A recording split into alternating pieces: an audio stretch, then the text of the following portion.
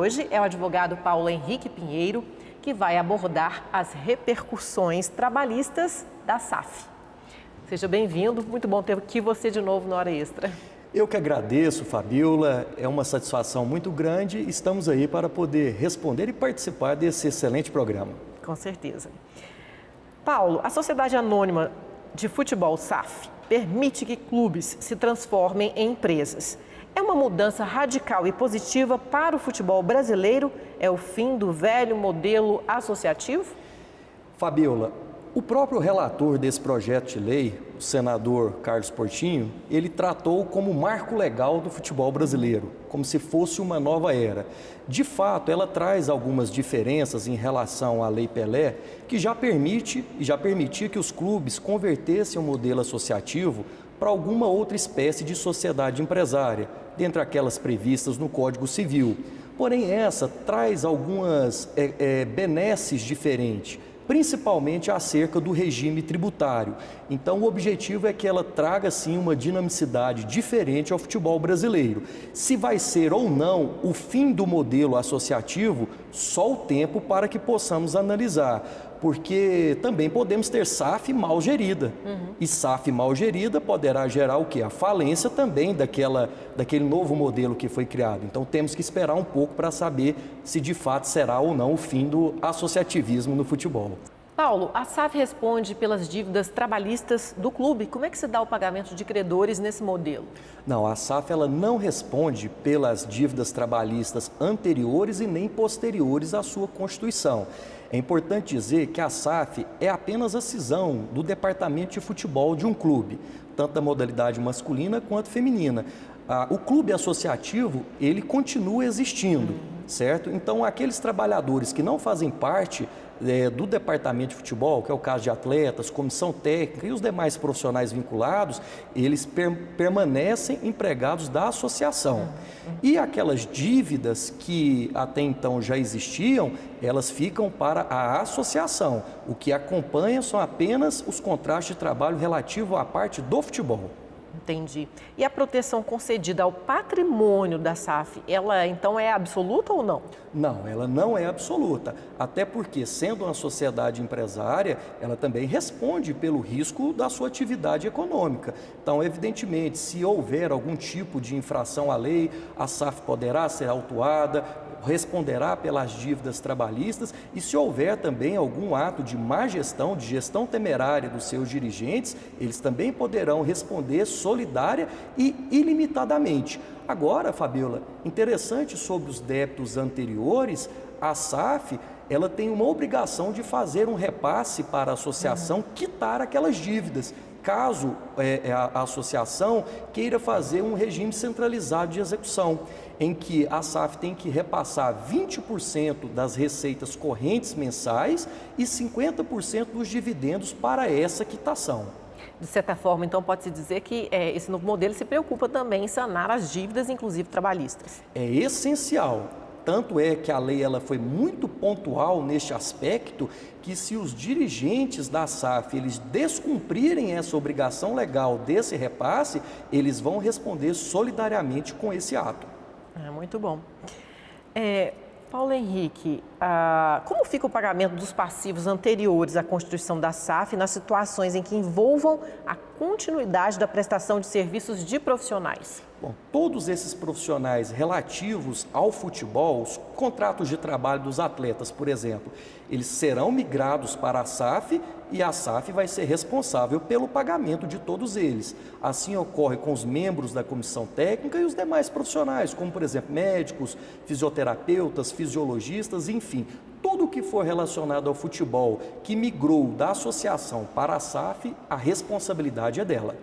Essa gestão mais profissional dos clubes pode atrair mais investidores, inclusive estrangeiros?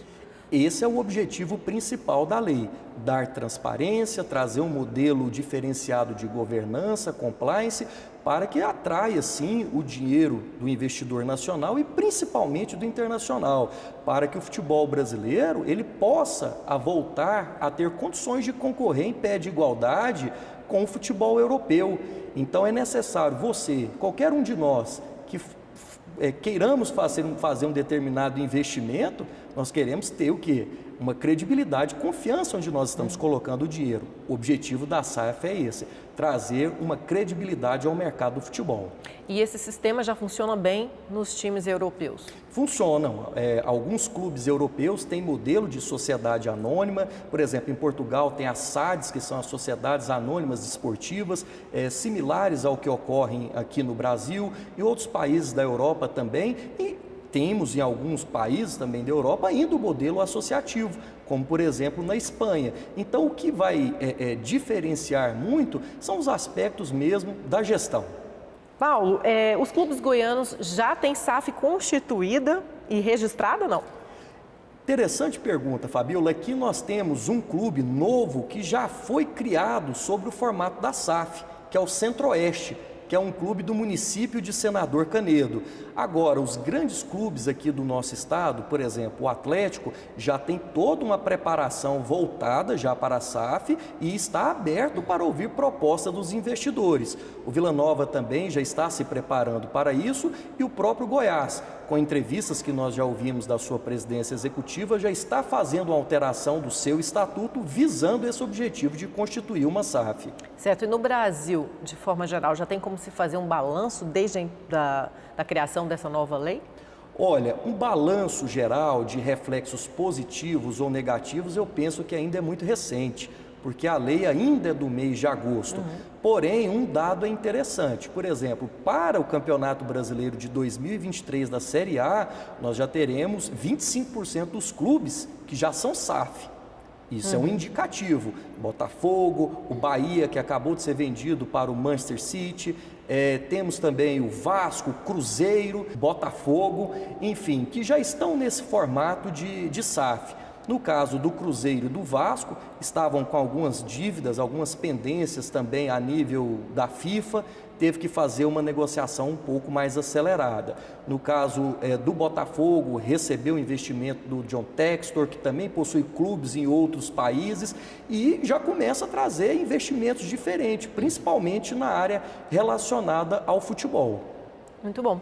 Ok, Paulo, nós vamos agora para um rápido intervalo. Hoje estamos conversando com o advogado Paulo Henrique Pinheiro sobre a Sociedade Anônima do Futebol. Não saia daí, voltamos já.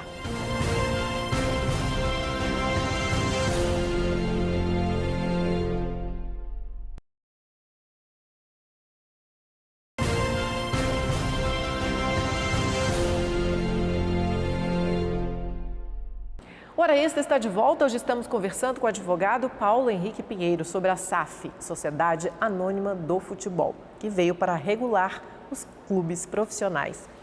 Paulo, como é que ficam as dívidas anteriores da SAF? Já tem alguma repercussão jurídica nos tribunais com relação a isso? Porque não é absoluto que ela não pode ser responsabilizada, né?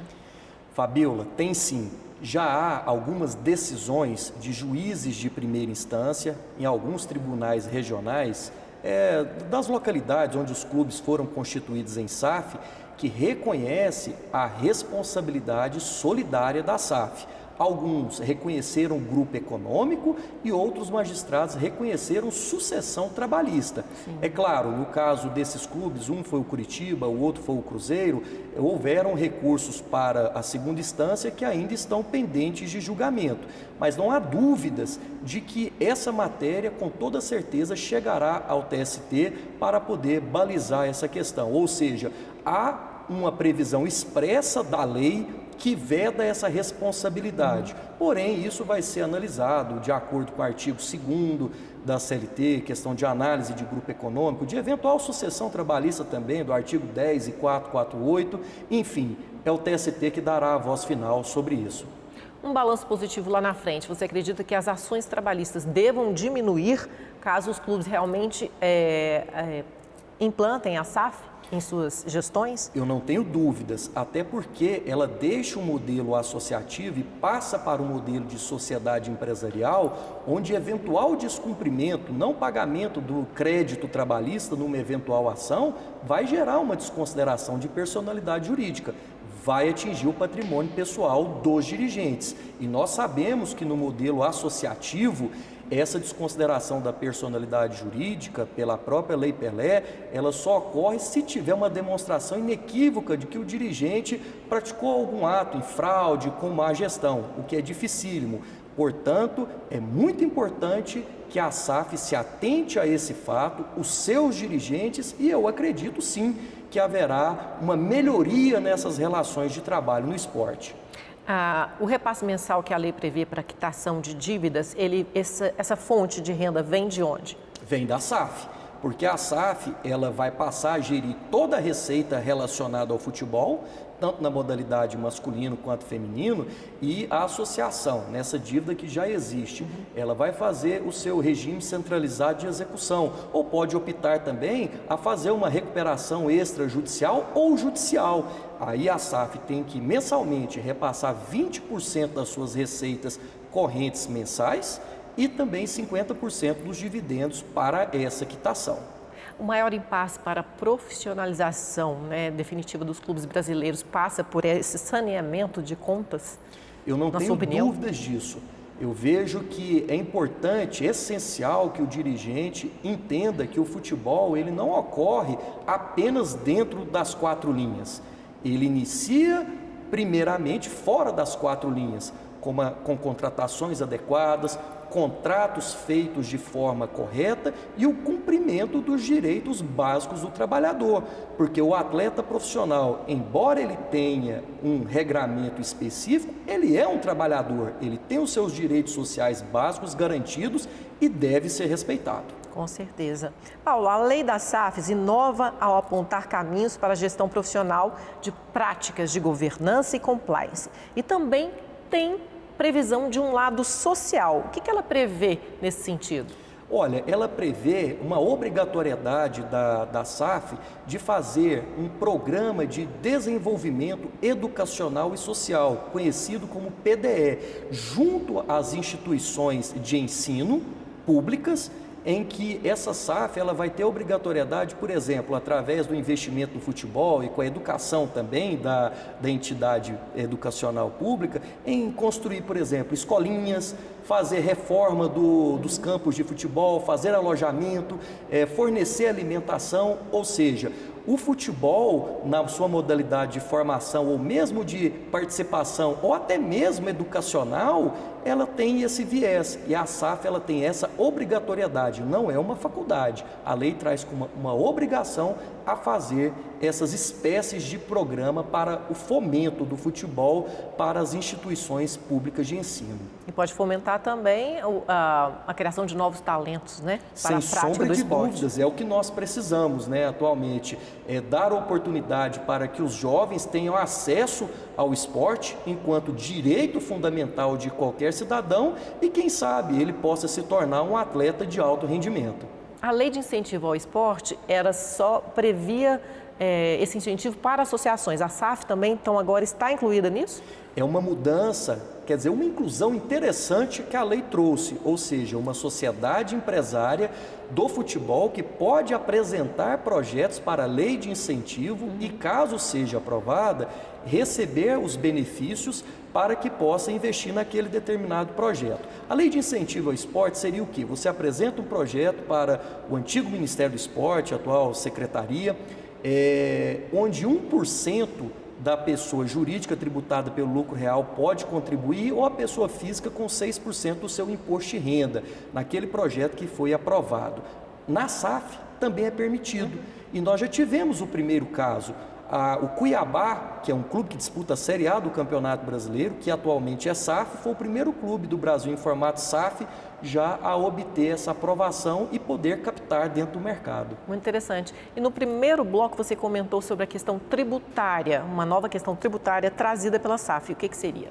É um regime tributário específico para o futebol. Significa que os clubes que adotaram esse modelo de SAF, eles passarão a recolher apenas 5%, uma alíquota única, durante os 5 primeiros anos, com isenção das transferências onerosas, ou seja, o clube faz uma venda de um determinado atleta, ele vai ter isenção nesses 5 primeiros anos nessa receita.